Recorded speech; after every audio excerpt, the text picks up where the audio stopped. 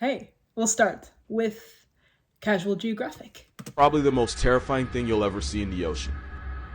It looked like it had a muscular chest and arms. What is that? That thing is actually a big fin squid and it's believed to grow up to 26 feet long. Oh, Scientists believe they hunt by dragging those freakish arms across the ocean floor, snatching up anything unlucky enough to accidentally brush up against it. But by far the scariest thing about this hell squid? We know almost nothing about it. We don't know how they mate, how they live. All we know for sure is that you can find them at the very bottom of the ocean at depths of up to 15,000 feet, which is more than half the height of Mount Everest. I remember in the previous video we watched about the depths of the ocean. They got into how they found sperm whales with scars from the squid sucker. So there must be some type of squid on whale crime going on down at the ocean's depths. Wow. Here's the part that personally freaks me out. Every big fin ever caught was a juvenile, and since no adults have ever been captured, it's possible they can be even bigger than we thought.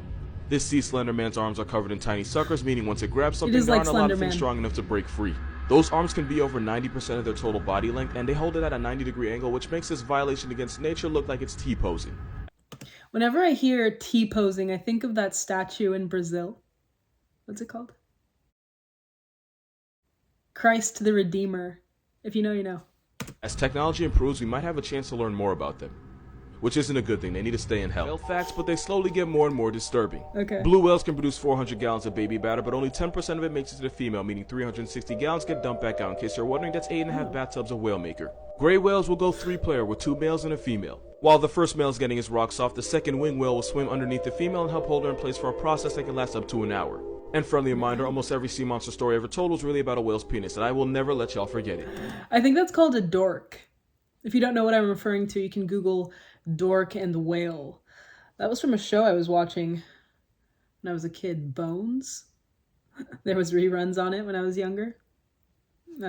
Sperm whales are so loud that their sound can vibrate you to death by either causing your lungs to collapse or an air bubble to form in your brain, which would instantly take you off the senses. Blue whales are big, but not a lot of people understand how big. You can hear a blue whale's heartbeat from a little more than 2 miles away. They can swallow almost 500,000 calories at once.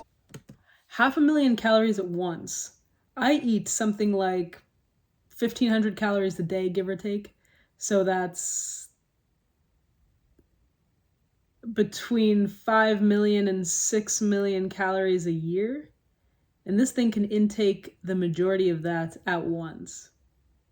It's impressive.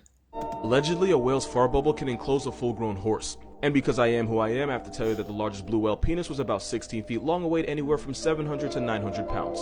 Blue whales don't spray water out of their blowholes the way you see in movies. It's actually warm air being forced out of the lungs. It's basically its breath. It's one of the most unholy smells that can ever assault your nose. Like burning rubber in a fish cemetery. Because of that video, there's now people that believe the ocean is salty because of whale sperm. And I'm not gonna lie, I wish it were true because of the look on people's faces when I tell them this is free therapy, but it isn't.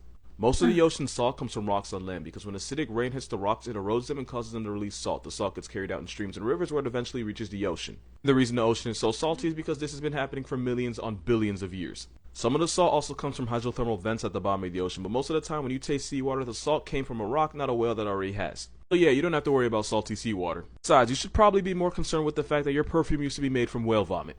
The more you know. Fish you should be most afraid of isn't the shark. It's the stonefish because it can deliver venom powerful enough to cause crippling pain and toxic enough to activate your life insurance in less than 2 hours. This fish is armed with a venom called verrucotoxin, and as a neurotoxin, it shuts your body down from the inside. If you got stung, you would first feel incapacitating pain, swelling, and eventually numbness. But no worries, it gets worse.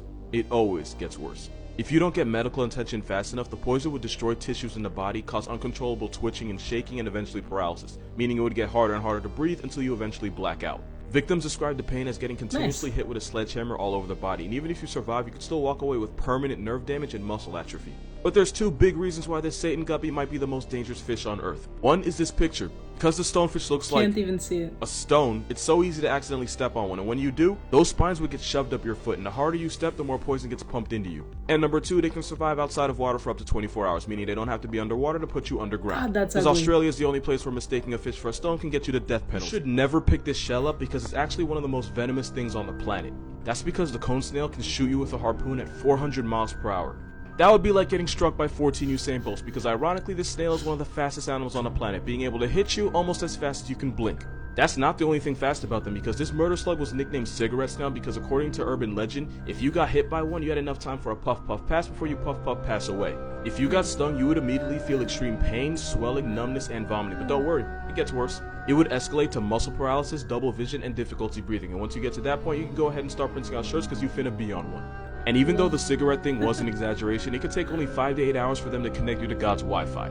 Now the problem with these snails is that they use venom to paralyze unlucky prey, and they'll even put them to sleep with a toxin that's 1,000 times more powerful than morphine, which works on fish and stupid people that pick them up. They don't just use one though, like Tyson, they be on them combos. I wasn't expecting a Mike Tyson joke there.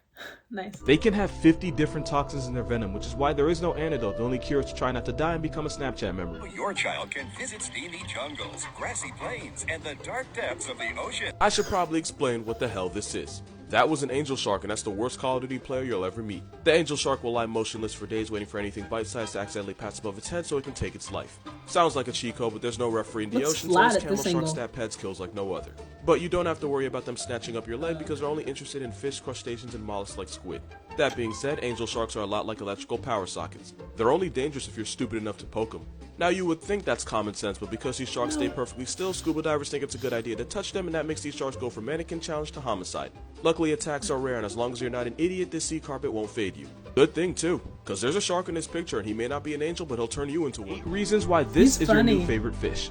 Even though they can be up to 23 feet over 3,000 pounds, they're 100% perfectly harmless to people because they only ever eat plankton and small shrimp. Unlike stingrays, they're not venomous. This giant placemat couldn't hurt you if it wanted to. They're smart enough to understand mirrors because manta rays were seen waving and blowing bubbles at their own reflection, something they wouldn't do if they thought it was another manta ray.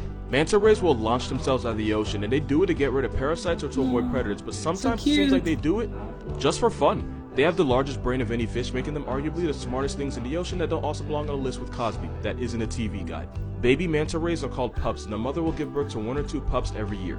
They're normally black, a dark brown, or a grayish blue, but there are pink manta rays out there, and no, this is not edited. This pink manta ray is found off the coast of Australia on the Great Barrier Reef, proving that that country is both a national treasure and Satan's jungle gym. They're smart enough to form strong emotional bonds with each other, and they're smart enough to ask for help. One repeatedly approached the diver until he realized that she had a fish hook stuck under her eye, and she waited patiently as he removed it. Once he removed it, she swam off. What would happen if you took one of the meanest animals in the ocean and gave it legs? Well, 2 things. 1, you'd have one of the most violently aggressive animals on Earth walking on land, and 2, I know this because it technically happened and they exist. It's a known fact that the biggest menace to society in the ocean are dolphins of any kind. I don't trust dolphins one bit. Jump sharks for no reason, slapbox their babies, and they have a rap sheet longer than Drake's. And the worst dolphin of all actively tortures other animals for sport. Dolphins and whales are part of a group called cetaceans, which basically happened because this guy decided he wanted to test his luck out in the ocean and evolved to become semi-aquatic and then fully aquatic. Is that right? But funny story, there was a group of these land animals that actually stayed on land, and about 54 million years ago they split up, with the animals that would become whales and dolphins heading out to sea. The ones that didn't follow them out into the ocean stayed on land, and after millions of years of plot development, they went on to become one of the most vicious animals in the world. In case I haven't made it obvious, I'm talking about hippos. The African homicide horse is actually the closest living relative of whales and dolphins. One's a bipolar tank with Roy Ridge and a devil's overbite, and the other's a pufferfish abusing shark assaulting sea quagmire, and that is f***ing evolution. Remember that dolphin sound effect from SpongeBob that was supposed to be like a sensor? You know what the I'm talking about. Yeah. Well, that sound didn't actually come from a dolphin. It was actually the sped up laughter of the kookaburra. It's a kingfisher bird found in Australia that sounds like a guy trying way too hard to laugh at a cute girl's jokes. A lot of these animals are found in Australia. That's good to know. You may not be able to hear it, but when you double the playback speed, you can hear the sound that cartoons made you swear was a dolphin. I don't like that sound. Moral of this video, every dolphin sound effect you've ever heard on every TV show is really just an Australian crack tweetie. Okay. Wow. Casual Geographic was the name of this channel, and the video is called Why I'd Throw a Cactus Before I Go in the Ocean. I don't know if this was from TikTok or if it's just a TikTok-styled video. But if you have any more recommendations from this channel, let me know. I have to say, marine animals aren't my strong suit. So drop any fun facts, or if you feel the need to expand on any of the facts that he gave, okay. But yeah, curious that many of these animals come from Australia. This is related, but a bit unrelated. I was speaking to a friend recently. We were going over in conversation, the continents came up, and she referred to Oceania as Australia. Now, I learned that the continent was called Oceania, and it was quite a back and forth discussion until we looked on the internet, and it turns out that people learn both names for the continent of Oceania. Although I thought Australia was just the largest country in that continent, but you know. So we'll do something of a poll. Let me know if you learned in school that that continent is called Oceania or you call it Australia. Anyway, I don't have any literary recommendation for you today just because I believe in the previous video I mentioned the only marine life related book that I've read. Well, marine life specific as far as nonfiction goes. So I'll link that down below. If you have any that you want to recommend to the channel, please feel free to do that. And other than that, that's all I've got. So leave your thoughts on any of this. And as always, thanks for watching with me.